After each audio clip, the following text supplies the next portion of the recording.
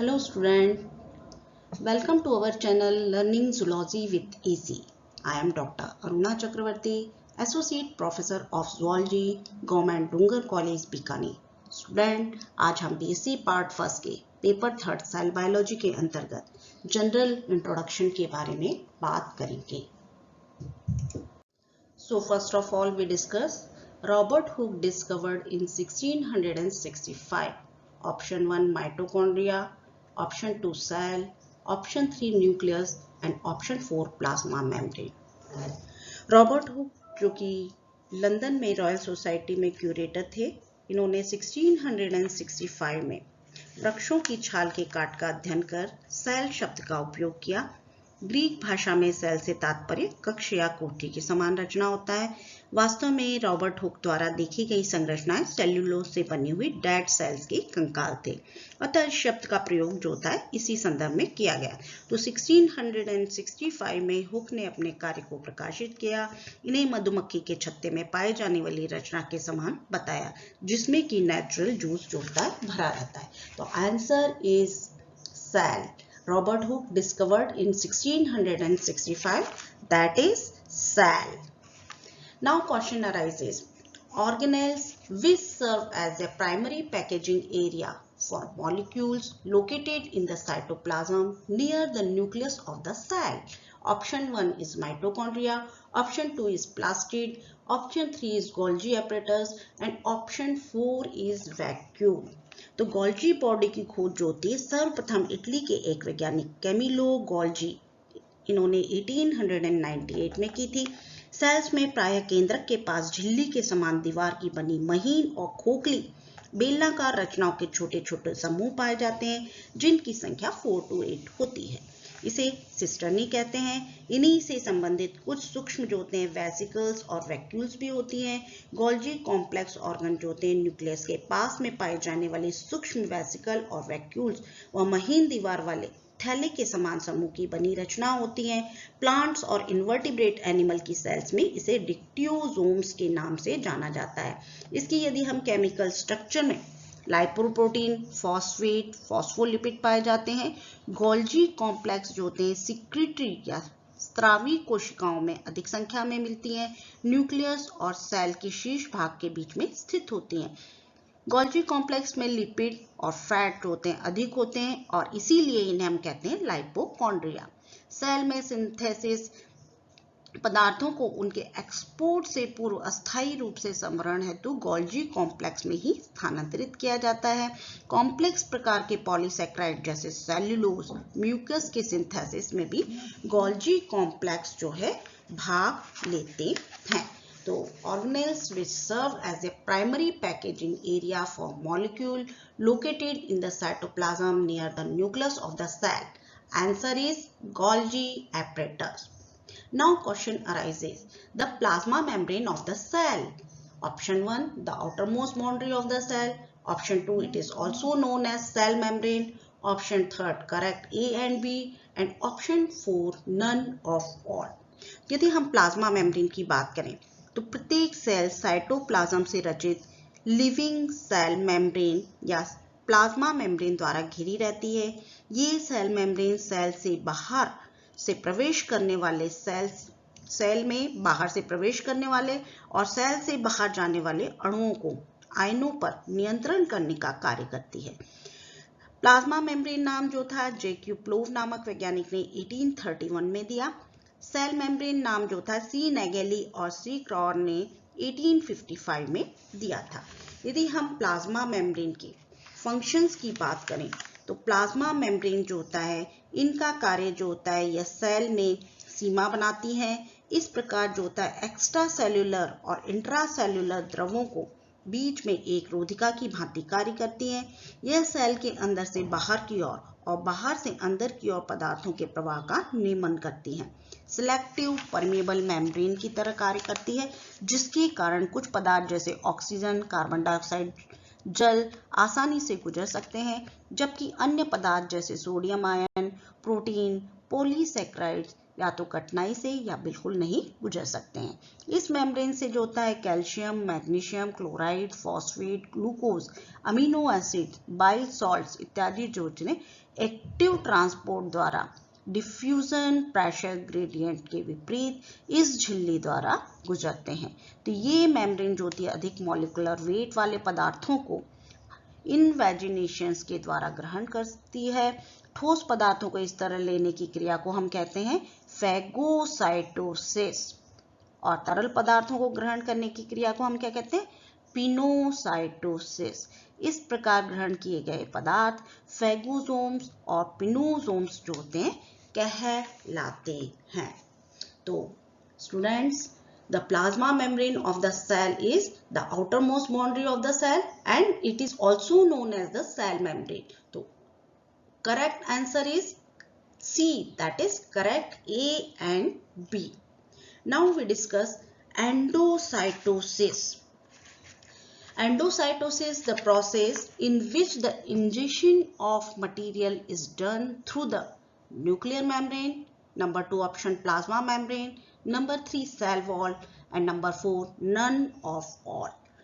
यदि हम बात करें तो एंडोसाइटोसिस यह वह क्रिया है जिसकी सहायता से सेल मेम्ब्रेन द्वारा बड़े परिमाण के ठोस पदार्थों को ग्रहण किया जाता है। यह क्रिया प्रोटोजोआ और मेटाजोआ के जंतुओं के कुछ विशेष सेल्स में देखी जाती है। प्रोटोजोअन जंतुओं जैसे अमीबा में यह न्यूट्रिशन का साधन है, जबकि मेटाजोअन एनिमल में यह सुरक्षा का साधन होता है।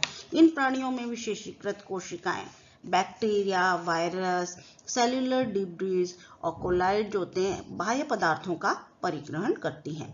फॉर एग्जाम्पल अमीबा जो होते हैं ल्यूकोसाइट्स बड़े पार्टिकल्स जो होते हैं बैक्टीरिया को उनके चारों ओर जो होते हैं सूडोपोडिया फैलाकर अभिग्रहण करते हैं। इसमें सर्वप्रथम बड़े कण जो होते हैं साइटोप्लाज्म के एक्टोप्लाज्म स्तर की सतह से आसंजित हो जाते हैं। अब ये जो होते हैं अंतभेदन द्वारा जो होता है साइटोप्लाज्म से वेसिकल बनाते हैं, इन्हें हम कहते हैं फैगोसोम्स। साइटोप्लाज्म में प्रवेश के पश्चात ये लाइसोसोम से मिल जाते हैं और लाइसोसोम के एंजाइम फैगोसोम्स के अवयव का पाचन करते हैं और अपचित पदार्थ जो होता है प्लाज्मा मेम्ब्रेन के द्वारा बाहर निकाल दिए जाते हैं, तो जिसे हम कहते हैं ईजेशन। पिनोसाइटोसिस प्रोसेस जो होती है जिसमें सेल द्वारा प्लाज्मा मेम्ब्रेन की सहायता से बड़े परिमाण के लिक्विड पदार्थ तरल पदार्थों को अंतर्ग्रहण करने की क्रिया को हम पिनोसाइटोसिस कहते हैं। फैगोसाइटोसिस में क्या होता है, इसमें क्या होता है सॉलिड पदार्थों का ग्रहण किया जाता है, जबकि पिनोसाइटोसिस में हम तरल पदार्थों का अंतर्ग्रहण करते हैं। तो इस विधि को सर्वप्रथम जो होता है पिनोसाइटोसिस को एडवर्ड नामक वैज्ञानिक ने अमीबा में, लिवाइस ने जो होता है 1931 में जो होता है कल्चर्ड सेल में देखा था। इस क्रिया में क्या होता है प्लाज्मा मेम्ब्रेन जो होता है माइक्रोवैक्यूल्स तथा इनवेजिनेशन में प्रवर्धित हो जाते हैं। ये धानियां और अंतर्वेशन बाह्य माध्यम से तरल माध्यम को ग्रहण करने के पश्चात साइटोप्लाज्म में स्वतंत्र रूप से तैरने लगती हैं और इन्हें हम क्या कहते हैं पिनोसोम या पिनेकोसोम्स कहते हैं। साइटोप्लाज्म में इन पदार्थों का लाइसोसोम्स द्वारा पाचन किया जाता है और पचने के बाद ये साइटोप्लाज्म में डिफ्यूज या विसरित हो जाती है। तो पिनोसाइटोसिस को इलेक्ट्रॉन सूक्ष्मदर्शी द्वारा उपकोशिकीय स्तर पर भी देखा गया है। तो endocytosis, the process in which the injection of material is done through the plasma membrane. Correct answer is plasma membrane. Now question arises, unicellular organisms are the equivalent of organs in multicellular organism. Option 1 cell organelles, option 2 prokaryotes, option 3 none of all and option 4 all. Organelles in cell biology, organelles is a specialized subunit usually within a cell that has a specific function.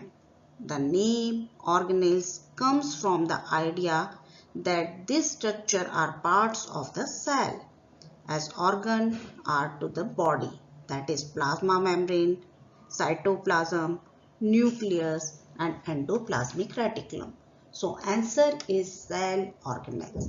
Unicellular organism are the equivalent of organ in multicellular organism, that is cell organ.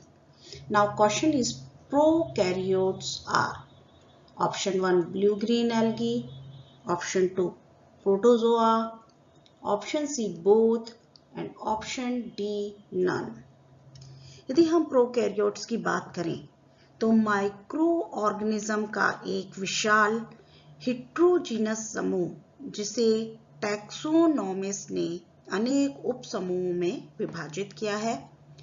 Micro organism को सर्वप्रथम जंतु जगत और वनस्पति जगत के अंतर्गत जो टैक्सोनॉमिस्ट द्वारा रख दिया गया था, किंतु इस वर्गीकरण में अपूर्ण और असुविधाजनक होने के कारण तृतीय जगत जो होता है प्रोटिस्टा, इन सभी सूक्ष्म जीवों को इसमें सम्मिलित किया गया।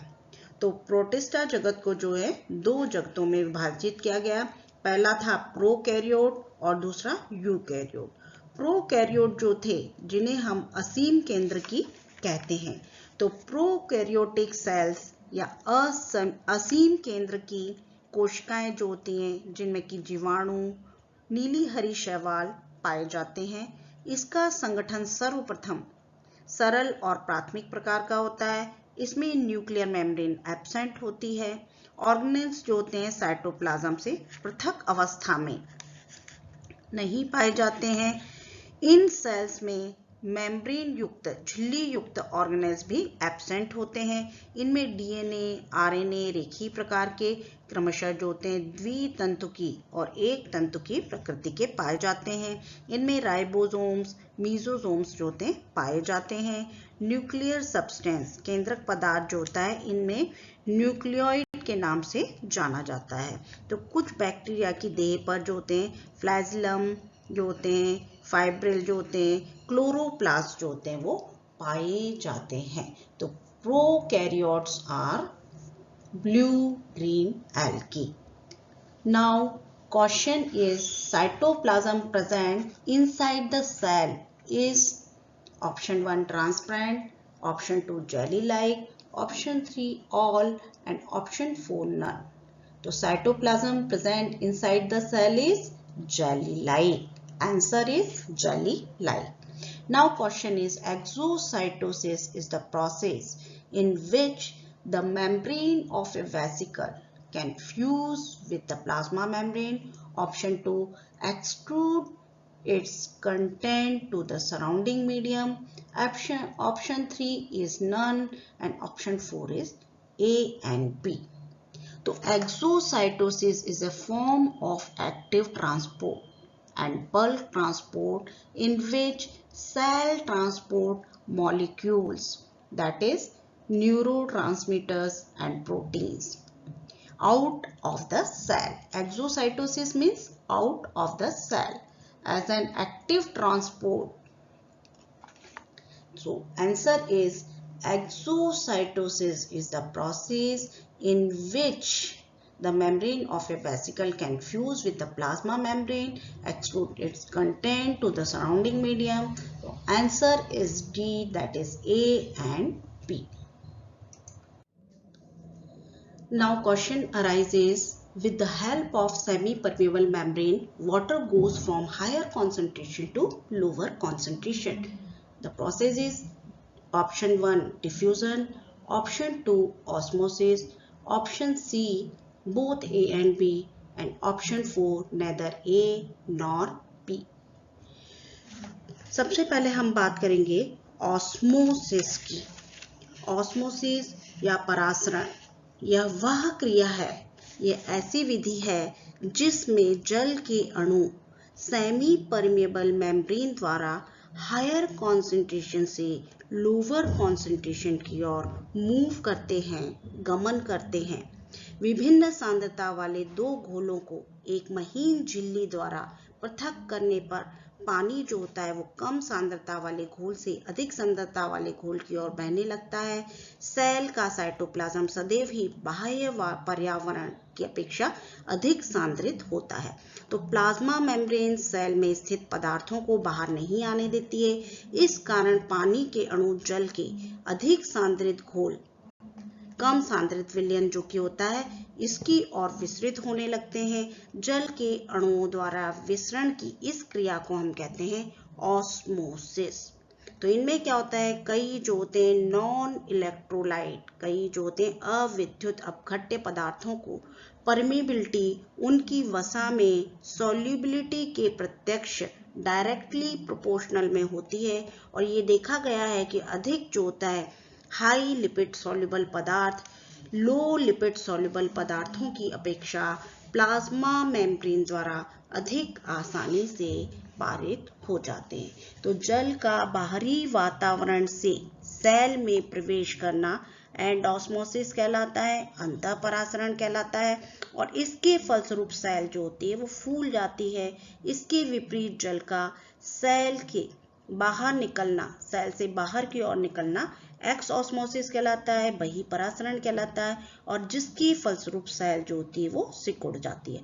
तो प्लाज्मा मेम्ब्रेन के पार जल की ऐसी गति मुख्यतः जो होती है एक्स्ट्रा सेल्यूलर और अंतःकोश की इंट्रासेल्यूलर तरलों के ऑस्मोटिक प्रेशर की भिन्नता पर निर्भर करती है।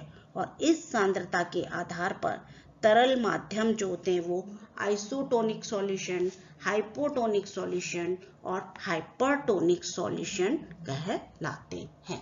तो यहाँ पर यदि हम बात करें, with the help of semi-permeable membrane, water goes from higher concentration to lower concentration. Correct answer is osmosis. Now question arises. Prokaryotes, organism that contain a single chromosome and cell division occurs. Option 1 fission, option 2 budding, option 3 none and option 4 both. So most prokaryotes divide using a process called binary fission or budding. Binary fission means one cell makes two cells. First step, copying of the cell's DNA. Small pieces of DNA called plasmids that float around cytoplasm. So prokaryotes, organisms that contain a single chromosome and cell division occur both. Option is D, both fission and budding. So thank you students. Thanks for watching.